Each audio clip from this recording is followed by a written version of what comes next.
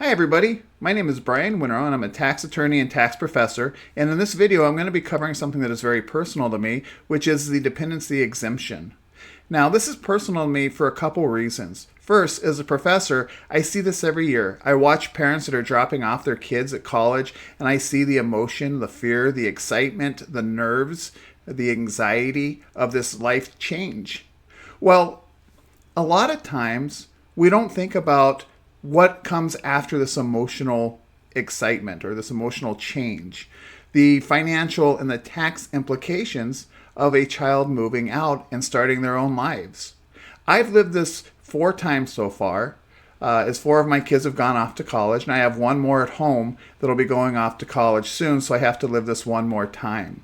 So in this video, we're going to talk about a few things. First, we're going to talk about why it matters in terms of whether you can claim your child as a dependent or not. So what is at stake?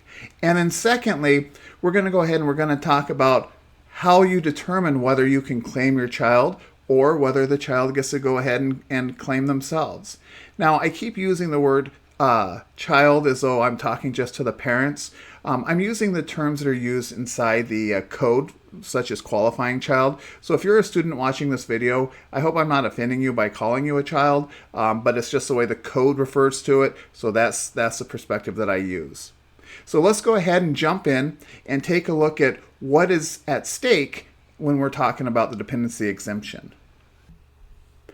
All right, so let's take a look at the qualifying child requirement. So there are 2 different ways that we're going to be able to see whether a student is going to be a dependent for us, and it can either be through a qualifying child, which is what we're looking at first, and then there's also the qualifying relative, which we'll look at second. We use the qualifying relative if we don't meet the requirements under the qualifying child.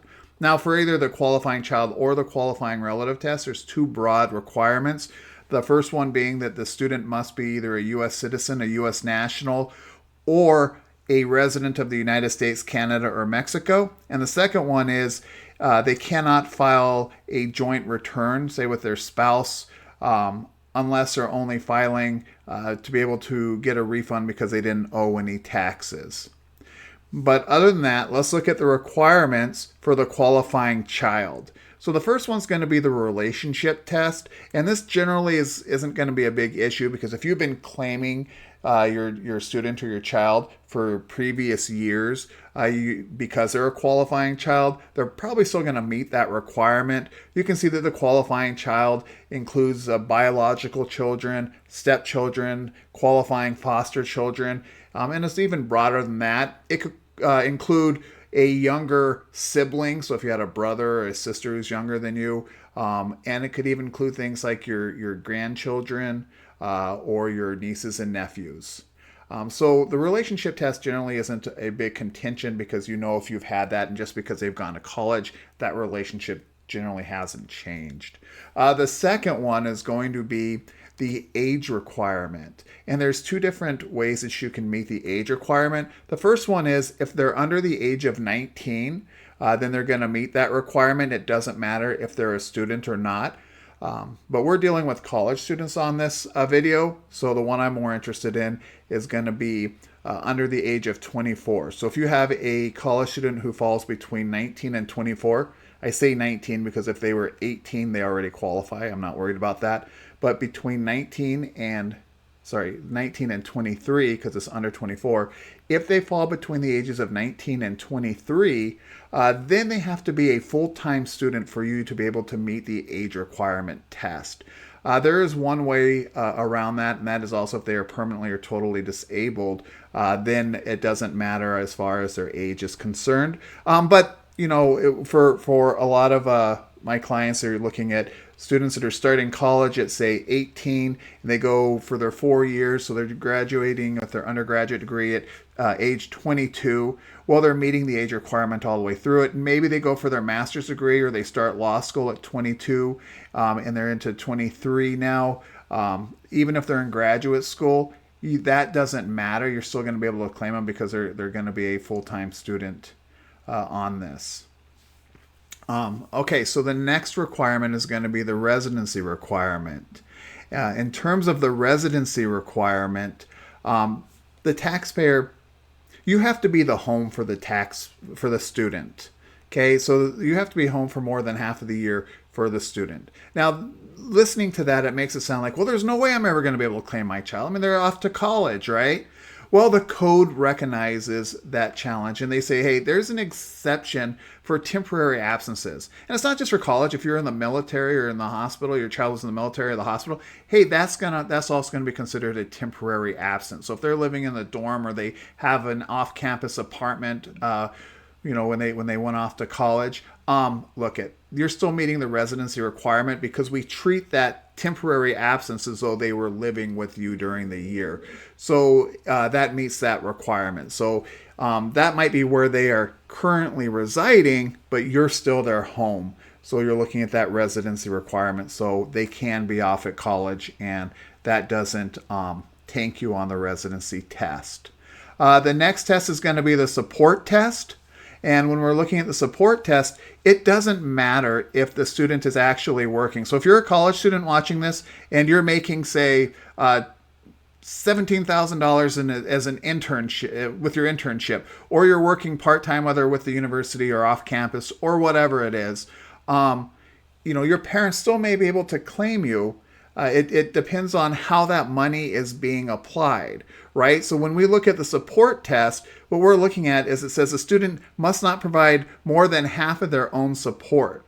So it depends on what you're doing with the money. If you're putting all the money in and you're saving that money for your retirement and you're putting it in, maybe you have a Roth IRA and you're maxing out that, and you're not using it for your support, then your parents may be able to claim you. Notice, parents, it does not say that you are providing over half of their support. That's not a requirement for the qualifying child.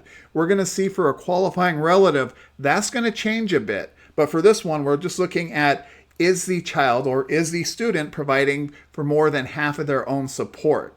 So maybe you're putting some of the money in to help support them, and maybe their grandparents are putting some of the money in. Hey, that's fine. One party doesn't have to be providing over half the support. It's just, is the child themselves providing more than half of their own support? All right, and when we look at support, I put a little thing here. It says the common areas of support. So housing, food, utilities, transportation, recreation, tuition, books, supplies, clothing, medical, dental, any other necessities. All of that goes into whether you're meeting the support requirement or whether the child is providing over half of their support. Now notice this. If you're looking at, say, scholarships, your student is exceptionally bright and they received a scholarship, that's excellent. And the thing with the scholarships is that it's not included in the support, right? So if it's covering all their tuition, then we don't look at it and say, okay, the child has provided all of their own tuition. That's not the way that this works. Instead, we're just going to exclude the cost of the tuition because it was covered through academic scholarships. So, scholarships are treated a little bit differently inside this. All right. So what happens then if you don't meet these requirements, right, as a parent? Well, then we're going to look at the qualifying relative. Okay, and we'll see if they qualify, if the student qualifies as a qualifying relative here shortly. But before I get to that, I do want to mention to the students, let's say that you are, that you meet the requirements of a qualifying child, but maybe your parents make so much money that it doesn't make sense for them to be able to claim you because it phases everything out for them or phases a lot of the things like on the credits and things. So they decide they don't even want to claim you for tax purposes. The bad news is if you meet the requirements of a qualifying child, you don't get to claim yourself because on the 1040, the tax form that you file, it asks whether anybody else can claim you. And it doesn't say, is anybody else claiming you? It says, can they claim you? Which means that if your answer is, yes, I meet the requirements of a qualifying child, we don't even ask, are your parents claiming you? It's just, okay, I cannot claim myself. But remember, Even if you can't claim yourself, you're still getting the standard deduction. The part that's not great about it is that you're missing out on the opportunity for the American Opportunity Tax credits that you may otherwise have qualified for. Okay, so that's what we're looking at as far as the requirements. And again, parents, this is a big thing, because if you're meeting this requirement and say you're a single parent, this could push you from single to head of household, and it can also help you get some of these tax credits. And just to toss it out there, a tax credit is a dollar for dollar reduction from your tax bill. So if your tax bill was $2,000, but you have a tax credit of $1,500, it reduces your tax bill all the way down to $500. So we really like credits in tax. And I'll go over and I'll do a video on the tax credits as we after this video, so that way you can see how the educational tax credits and requirements for that and who's claiming the tax credits. But let's get on to the qualifying child so we can see the next step. All right, so now that we've talked about the qualifying child, let's go ahead and talk about the qualifying relative. So the qualifying relative is often used if we do not meet the qualifying child requirements. So we may have even our own biological child, but they're over the age of 23, so they're 24, they're 25 years of age, and they're in medical school, law school, they're going for their master's degree, whatever the case may be. And we may be still trying to figure out if we can qualify, if this student still qualifies for dependency purposes. Because of their age, they didn't meet the qualifying child requirements, so then we come over to the qualifying relative. You can see there's still the relationship test, so it's pretty broadly defined. It'll include our biological child, adopted child, and stepchild. Again, it's broader than that, but for our purposes, we're going to use the same relationship test that we were using when we were trying to figure out if they were going to be a qualifying child, just to keep it a little bit more straightforward for this video. The two real new tests here that we're looking at is going to be the support test and the gross income test. So when we were talking about the qualifying child, we said that you didn't have to provide over half of their support.